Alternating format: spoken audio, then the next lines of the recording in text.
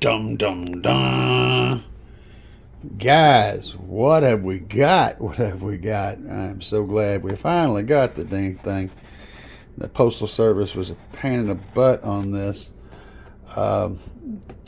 But we have a surprise. I can't open this with one. All right, so I am the first person in the world to receive one of these. They're not even on the website just yet. They will be, though. And this is the Slapz Audio Mini 5. Oh, buddy. And first production run. And got the Slapz Audio logo. Always appreciate that. And here's the guy on the inside. Let me do fingers and I'll get it out of there. All right, we do not have any tools or anything, which is kind of normal.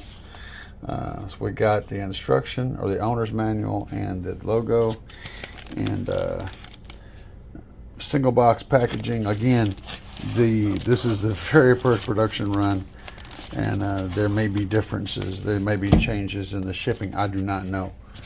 I do not know how that will end up being. But the amp is well packaged and it arrived in good shape. And there's a lot of mass in this. It's not light. This is a heavy little dude. It's small. As you can see, I can palm this, but it's not light. So on the settings end and the input end, we have channels 1 and 2 crossovers. So you have 1 and 2 here, 3 and 4 here, and then over here we have channel 5. Each of them have their own gain controls. And okay, so let's start with channels 1 and 2. We have full range or high pass. Same thing on channels 3 and 4, full range or high pass. We have the frequency range for the pass. So this would totally work without a DSP. And of course for me, I'll be running it in full because I'll be using a DSP for both of those filters. Turn on mode has remote or DC offset, and we're going to be using the you know what, yeah, we'll probably be using the remote because we're going to have control in it through the DSP. Input modes, this is a cool one. So you can input 2 channels, 4 channels, or 5 channels. So if you notice there's inputs, we can do a full 5. Actually they're listed as 6 channels, but never mind that. You can do 2 channels of input, 4 channels of input, and 5 channels.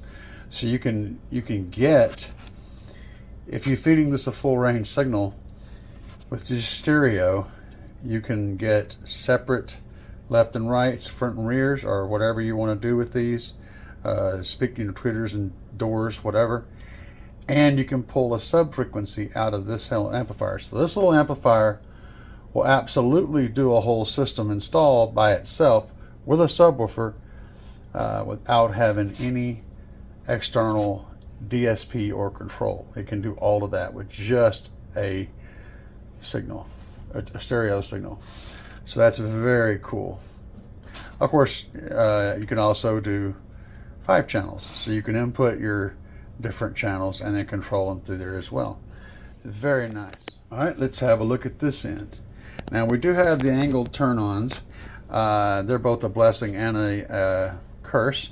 I like them, but they're, well, you have to consider a couple things. So with these angled bolts, angled auger that go in here, the worm drive screws, you have to have a much longer lead going in there or you're not going to make contact. So when you're putting these together, wiring them, be sure that you're using a nice long bare lead going in there so you can get underneath these screws because they run in at an angle. But you know, it has been mentioned that there are conveniences to that too. The tool ends up being angled and not straight up and down. It looks clean, but anyway, let's move on to another detail. So unlike on the fuzzy amplifier, which is a similar marketplace for these guys, so this is a 5-channel and the fuzzy's a 4, but unlike it actually has the fuses located on the outside of the amplifier, so you don't have to disassemble your amplifier to change a fuse. It does have a power and protect on this. This does not come with a bass knob. It does not come with a clip light, but this comes in at $130. So keep that in mind. You got your channels 1 and 2, and then bridging them goes from here to here. So you could do 2 bridge channels. And then you got channel 5 down here. Very simple. 1 is here, 2 is here, 3 and 4 and 5. Yeah, I like that. All positives on top, all negatives on bottom, even if it's bridged. Very simple.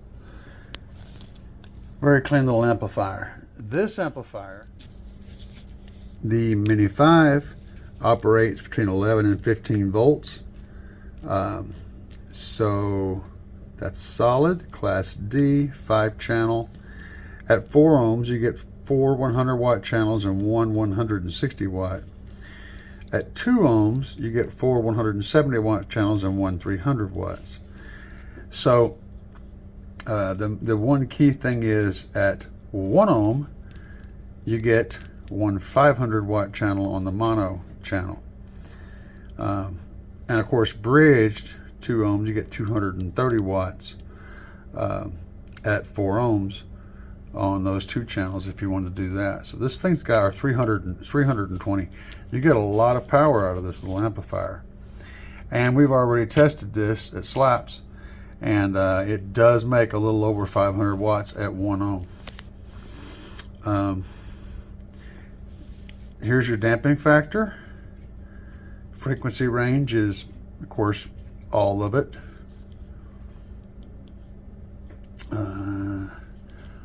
105 dB on the signal to noise ratio. That's good. Total harmonic distortion 0.01%. Pre-end sensitivity. So you can run anything from 0.3 volts up to 6 volts on the pre ends. That's good. It does have the auto turner on. It's running 240 amp fuses, so 80 amps of fusing. Here's your dimensions for those of you that need to know those things. This is the millimeter dimension and the weight. And I don't know, heavy. The thing's got mass. So in the owner's manual, it tells you all of the detailed things about what each thing does. And there is no high-level inputs. So if you're doing the stereo inputs, yeah, you're going to need to have a line output converter, but no high-level inputs. However, this is all of the details. I'm just kind of looking this over. If you guys spot something you want to see, just pause the video and have a read. There's like 2 or 3 pages here. All the stuff you need to know about the little dude. Shows you how to hook things up. You know, if you're new to the game, you can get the full hookup information there. So there you go.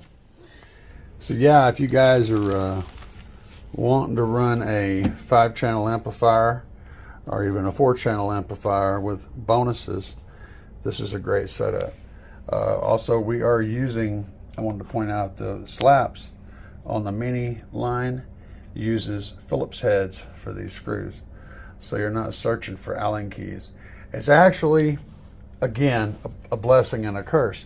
Allen keys have a more positive register when they're used. But everybody's got a Phillips head laying around, and I haven't had any issues with them camming out of these screws. They work really good.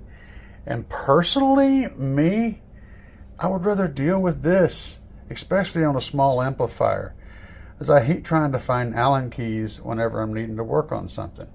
It drives me crazy. So I actually prefer the Phillips head. But let's get this thing on the board, you guys. If you haven't slapped that subscribe button, you need to slap that subscribe button right now, because we're always doing cool stuff. And yes, this is the very first in the wild Slapz Mini 5.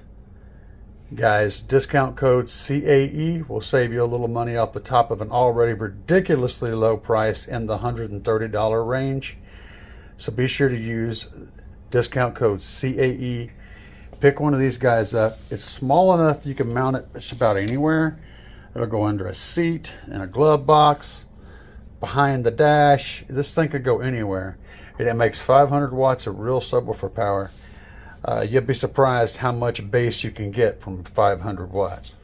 For those of you who are wondering, this is the Slapz Mini 5 and this is the Slapz Mini 160.4. And they have the same dimensions this way, the same dimensions this way.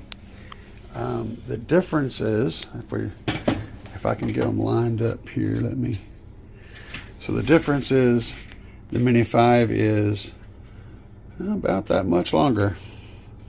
So yes, and in case you're wondering about what's going on here, if you haven't watched my channel, this is my amp board. So I'm going to try to get this to fit on this. So I want to point out that not everything's perfect. I'll point out the flaw that I see. Like most of these tiny devices, right? This foot, the screw hole is really difficult to get to. So the front ones are fine. You can get to that one, no problem. You can get to that one, no problem. You can get to this one over here, no problem. But this one, a little tough. So just want to, you know what, guys, I call it like I see it. So just a heads up, you may want to use a smaller screw. I'm going to be using pan heads, but you know, I mean, you can sneak in here and get it, but I just wanted to point out that this is a difficult screw. So for all those out there who are screw Nazis and want every single screw screwed in, there's a thing. I usually get by with two. In this case, I got one over there, one over here, and I don't have one. Do I have? No, I don't have one there. So a diagonal set is usually fine. But I just wanted to point out that that's the case. So yes, I was able to get a pan head screw in here without any issues. It's a tight fit though, but we are secure. Good times. Check that out, guys. So this is the style of cable that's going to be on here, this red one. The other ones are there as a temporary measure. The cables are in. I just hadn't gone to the post office and picked them up, but I'm running two 1-footers, which will run from here, 3 1-footers. I got these, so we're going to go 1 foot, 1 foot, 1 foot to all these different points, and then I'm going to run a 2-footer down here to this one. It's going to eventually get, I've got two 2-footers also, but I'm only going to be running one right now. I'll probably run the other ones just because, but this amp's only going to be doing 2 channels right now. So yeah, it's a thing. It's a thing. So again, across the Slapz ecosystem, the amp, the speaker terminals are done the same way. The fuses are done the same way. The battery grounds and positives are done the same way. So everything looks symmetrical. If you wanted to line these up side by side on either end, they will match up beautifully. And also the wiring will lay out correctly because it's the same on both. And I appreciate all those types of details. Yeah. There's a quick before shot. Yeah, see, now it all starts to make sense, right? This is how things are going together. I mean, I just got it sitting there, but yeah, you get the idea, right?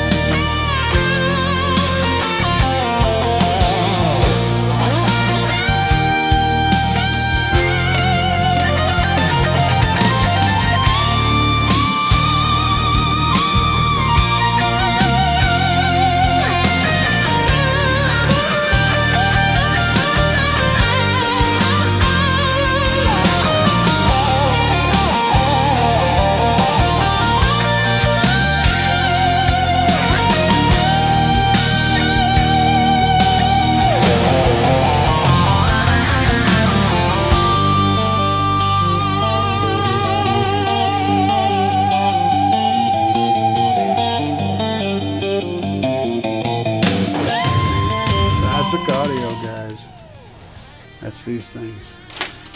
Love using these RCA cables. Good noise rejection, nice and tough. Love it. Got most of it hooked up. Not everything though. I've got to do a little bit more wiring above the DSP, and I got to wire in the amp cables that go down there and pull and tuck, but we got the rack sitting there. I've still got to put this together. This all isn't together right. We got the rack sitting there though, and those are the RCAs. So yeah, y'all starting to get the idea of what I'm going for, right? Pretty cool, huh? Be sure and slap that subscribe button. See how this goes. Yeah, you're gonna hang just a little bit longer.